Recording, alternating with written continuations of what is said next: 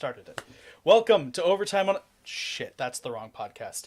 Welcome, everybody, to the final night of CS Confederation Season 9. My name is Mechatronic, and just as we started with the season, I'm talking to you, so this is how we're ending it. Tonight, we're going to have a lot of things going on, so I'm here to let you in on how we're going to start tonight. So, we will be starting with a live rendition of the critically acclaimed podcast CS Conversations with Oma and Fuffy tonight with our two guests, Expo and Safety.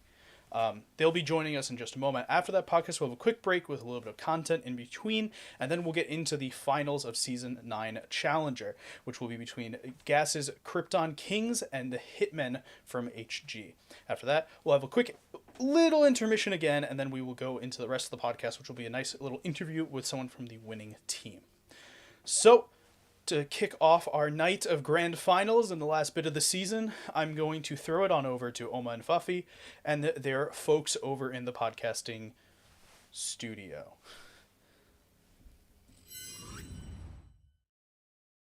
Hello, CSC, and we're in Season 9 Grand Finals for Challenger. My name is Oma, and I'm joined here with a lot of people. We got Fuffy, as always, and then two special guests. We got Safety from Hacker Haven and Expo from Yokai Cafe. How is everybody doing? You know, getting this podcast off right? Excited to be in the studio. So, yeah, I'm feeling pretty good. Chill day for me today. It's fun. But yeah, you know, just making it nice and casual, just chilled out, you know, before we head on into the action. So, you know, I guess first thing, really quick, just to run by everybody is, you know, what you know, predictions wise, did everybody expect these two teams to be in the finals tonight? You know, we got. Okay, I feel like this is a bit of a rough question because prediction-wise, they wanted to be in the finals. I guess, yeah, that's probably fair. Yeah. Yeah, I did strategically decide to pick players that who played against the finalists on Tuesday. Mhm, I did magically do that. So, yeah, well, so yeah, it's more appropriate to get people that, you know, actually got that far in playoffs, you know. Yeah. Unlike, I You mean, don't gotta- you got to playoffs though. Yeah. Yeah, that's ouch. I mean, to be real, Oma, as like Fluffy said, is like I of course wanted and predicted that we'd be in finals, but we knew there was a very rough road ahead of us. So Yeah. Other than you guys, when coming into the playoffs, did you feel like these were the strongest two teams, or were there any crazy upsets that came through to get to this point?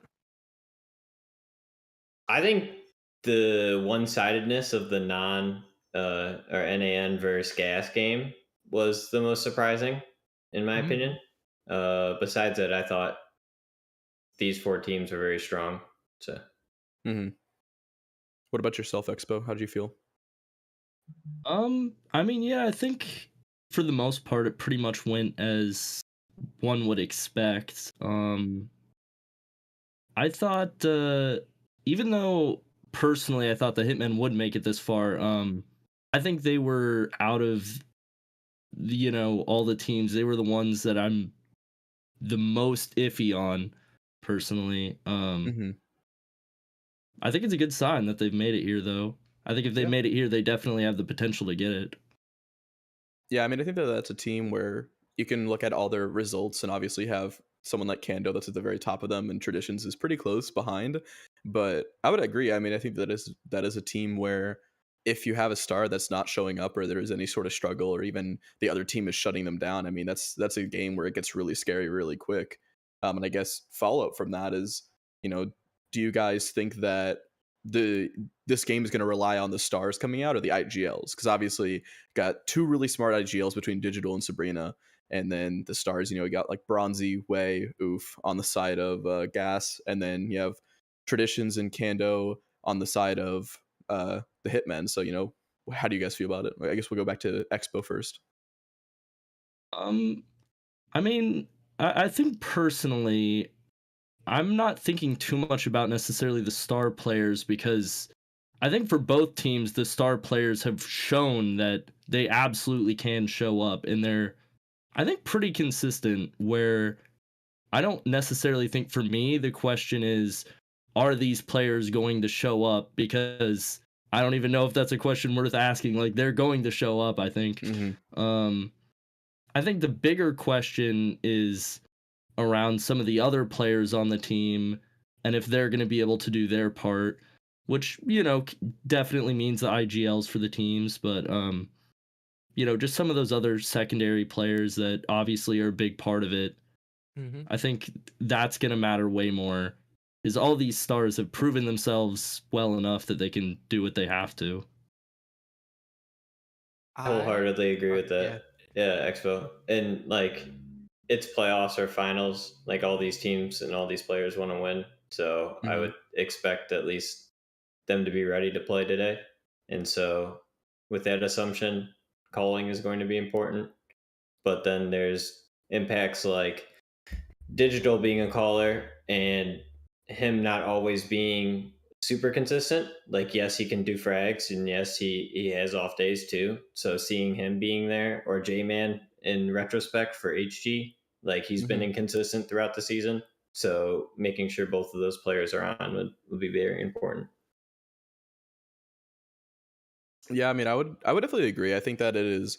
I think you just always have to take into consideration. I mean, they even do it at the highest levels. Nerves can get the better of people, even if they've shown consistency throughout. So I think that is just a small topic that I think everyone should consider when you look into a big game like this. Finals for the tier.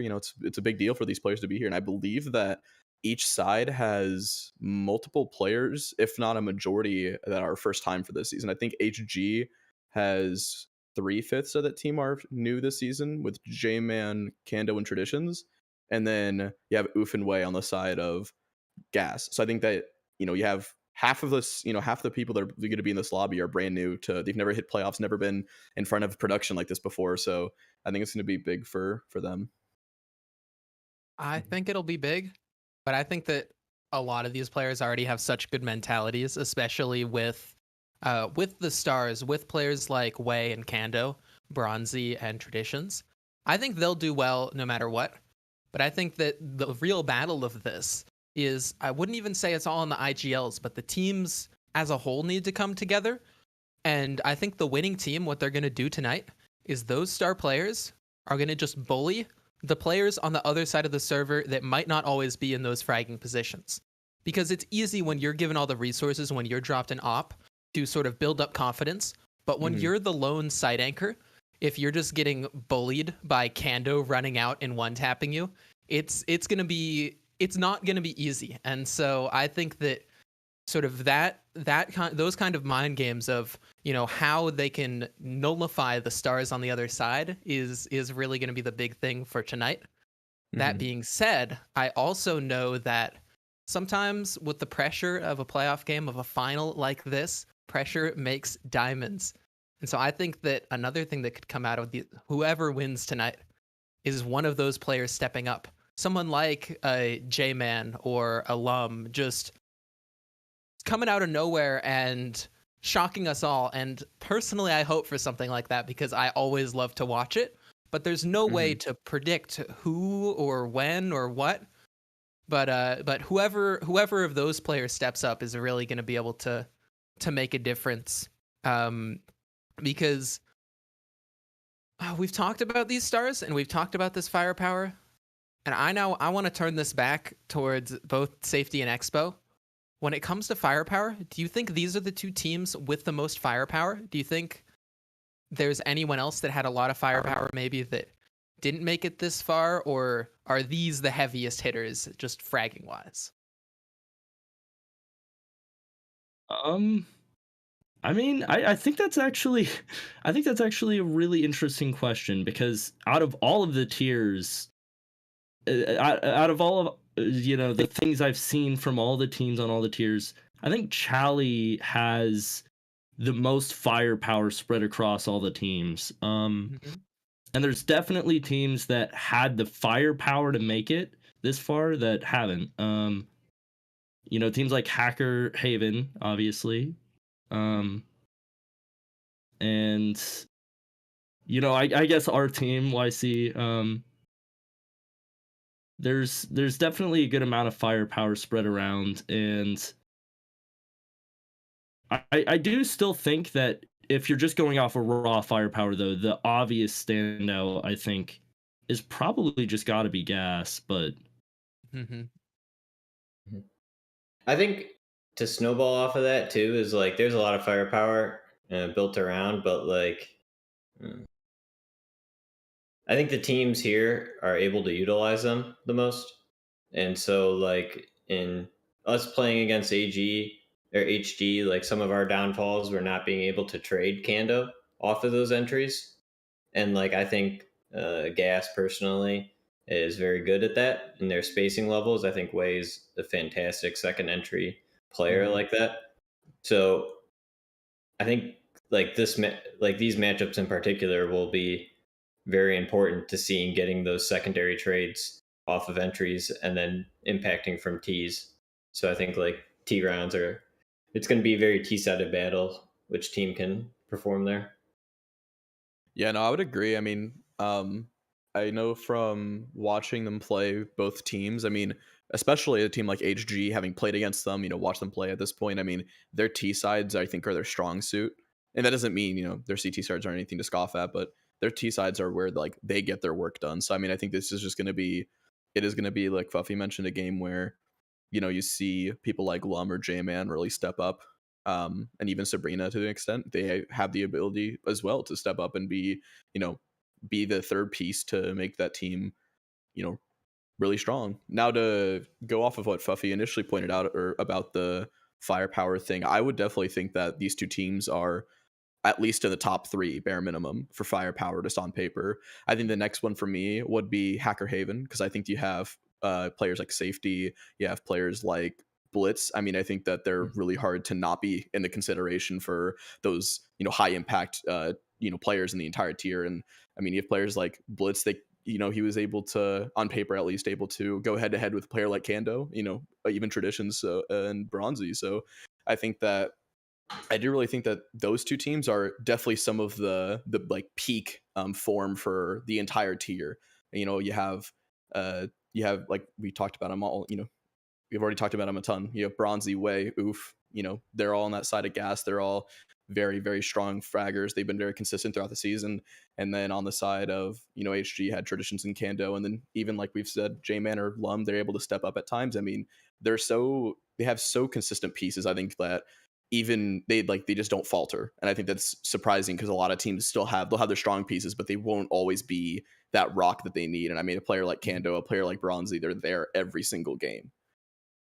I think also, like you mentioned J-Man, I actually think J-Man can perform in that aim level as to some of these higher tier players that we're discussing, especially when he's on. His reaction time and just crispness of like getting one taps is up there with some of the top tier players. So that will be a very big factor. And then to them swinging tags and him being impacting. So yeah, I've heard he's also really good with the knife.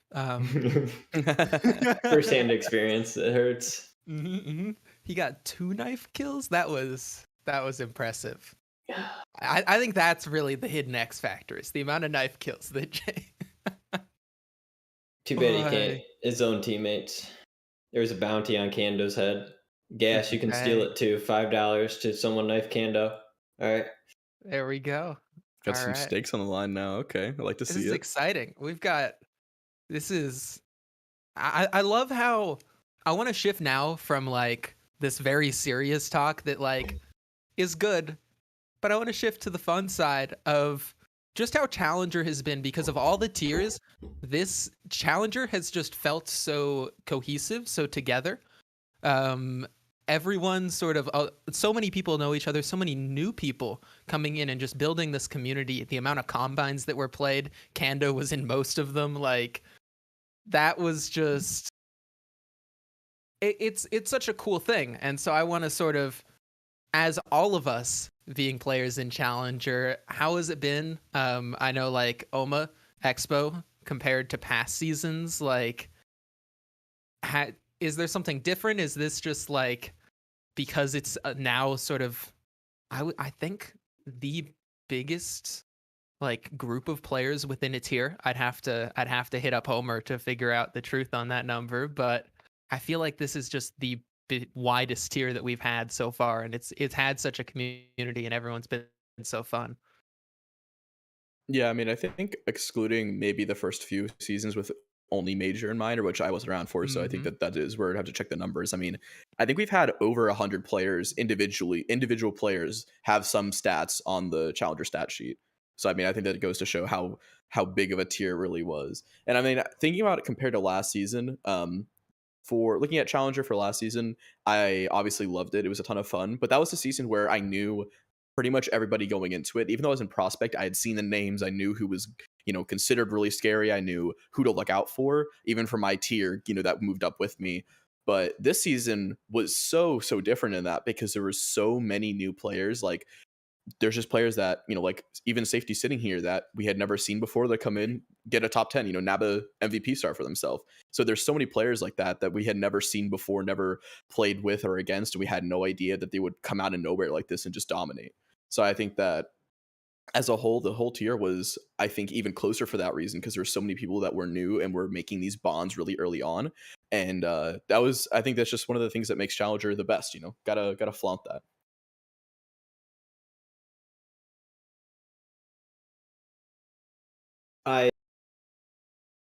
Being a first season in this too is very enjoyable, because there's a lot of people that just want to play fun CS. And fun, I mean, is still competitive, still trying to get better, still learning, calling, talking things out. It's very nice. It's enjoyable platform to be a part of, and good community. So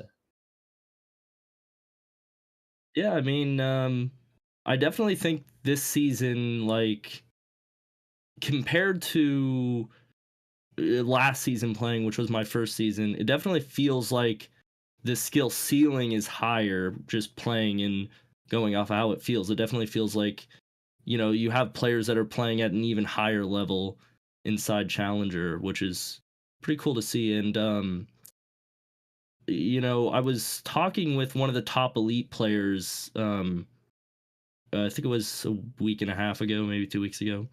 And he told me that he thought, personally, in his experience with elite and playing with Chally players, that he thought the top Chally players were good enough to easily play with the top elite players and even some of the premier players, which was interesting to hear that perspective. That he thought, like, the skill difference between Chally and elite maybe isn't as great as it's been at other points in CSC.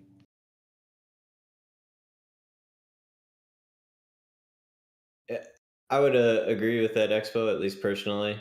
I think that a lot of those top tier players can hold their own in those leagues.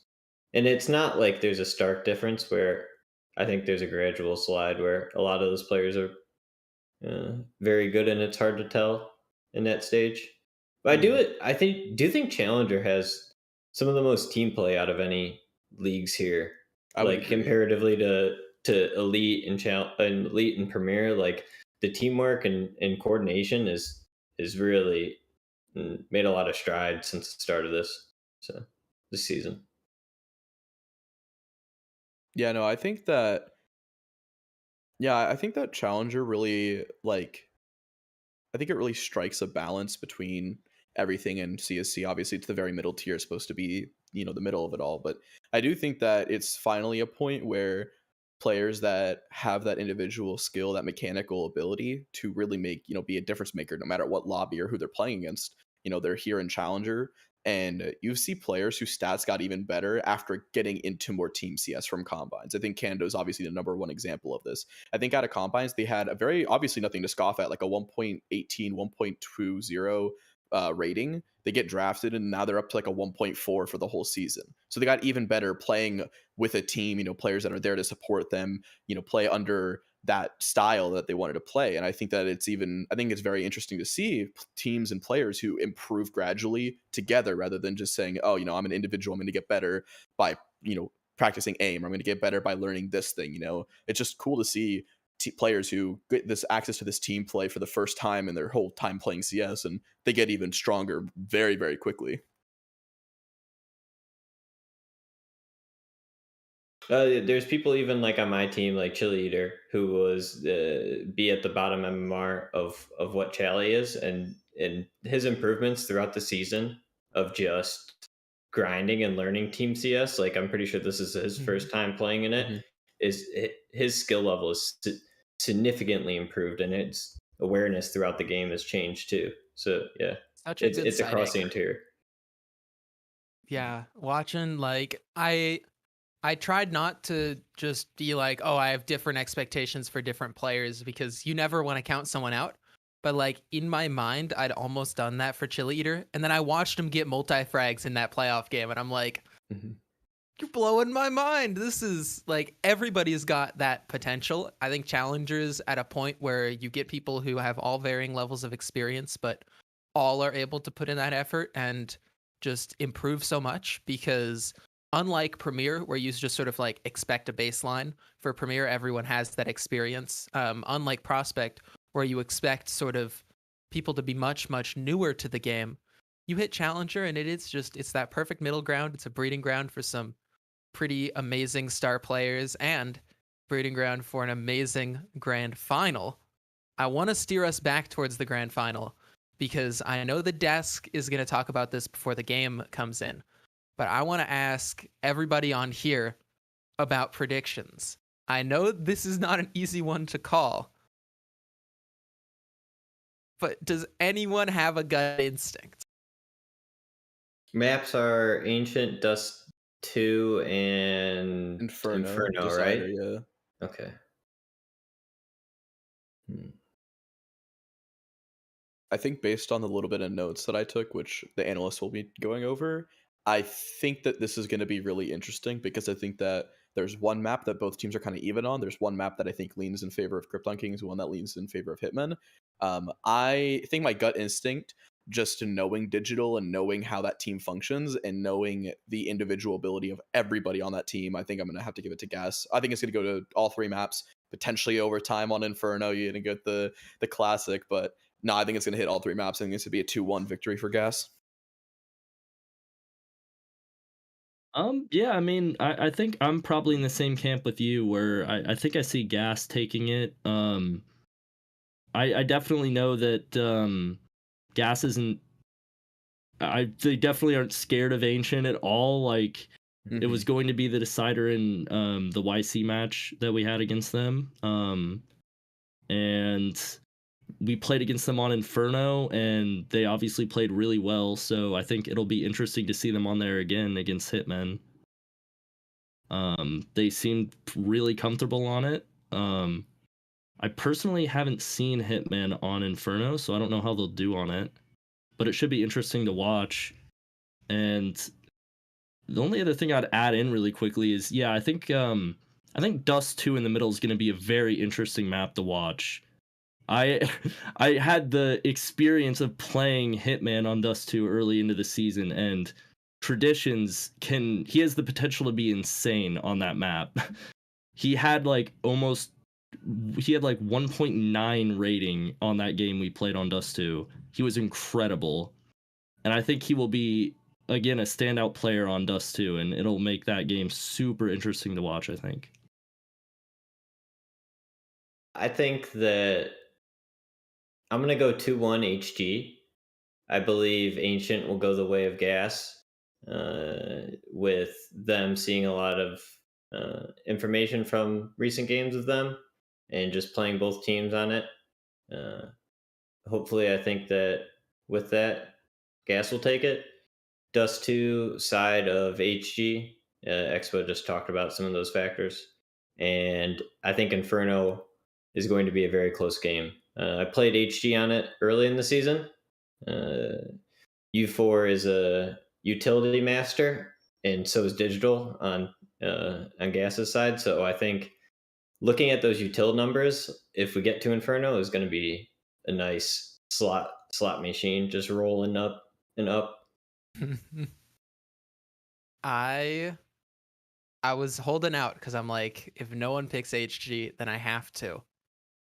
And now everything you've said is so reasonable, and my heart agrees with you.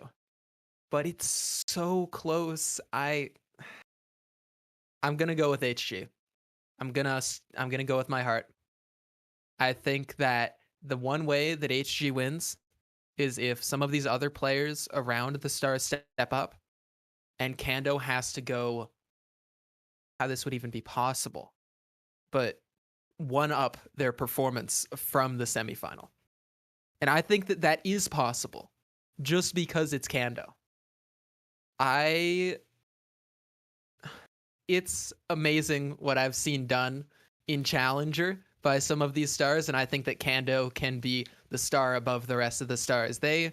Kando is really good. They've said that there's just like a team of superstars on the side of Gas where there's so many stars, but I think that Kando can just be a league above them. And if Kando does that, it's HG all the way, baby. Do we have more time, Fluffy? I got a I think question. we've got a little bit. We've lost Okay. Oma. All right, then for Expo and Fluffy, we can work on getting Noma back. But what do you Yeah, guys think are going to be impact points of these maps? I'm interested in mid on Ancient. Okay. I think that mid control has not been an afterthought when I've seen HG play Ancient, but their mid control I don't think has been that amazing. I watched some of their demos back before we played them, thinking that it might go to Ancient, and just sort of getting to see that. I think that they're good at it. I think that, but I don't think that it's as tight as it could possibly be. They're winging it just because they're so good. And so I think that if either of these teams tighten down the mid take or mid hold, that will be crucial on Ancient. I would agree. I am back, by the way. I don't know what happened, but I'm Your here. cam just like. Well, it wasn't just my cam, but it was my audio as well. At my wow. Discord, my whole PC froze for a second. It wasn't even an internet thing. Everything just froze. Welcome back. But I'm good. Yeah, no, I think Ancient should go to the side of Gas. I think it's going to be deceptively decisive because I think that it's a map where if Gas lose, I can easily see HG closing it 2-0. But if Gas win it, I think that it's going to go the distance. Like I said, I think Inferno is going to be really good for both teams. I went through and looked at beforehand just some of the stats of who is winning on Inferno, what teams were doing well, and HG is a very scary Inferno team, beating Savannah, Hacker Haven, and Scientists. So they're a very scary team on Inferno. But then I know that Gas is also, they've played it a few times, and I know that they're not super afraid of it. So I think that it'll be interesting to see how much prep they've done. Because, we even talked about it. Hacker Haven's a scary Inferno team. They're very good at it. And I think that Digital is definitely a player who's going to do a lot of prep on it and make sure they have everything, very tight for that match. So I think it's definitely going to be a match where we see kind of I think that's really going to be the map where it's going to be the test of the IGLs and how deep their playbook is and how, how long they're able to last out there. Expo, how does Gas play their CT side on Inferno? I was actually about to mention that. I think a really interesting player to watch on Inferno actually will be Oof. Okay.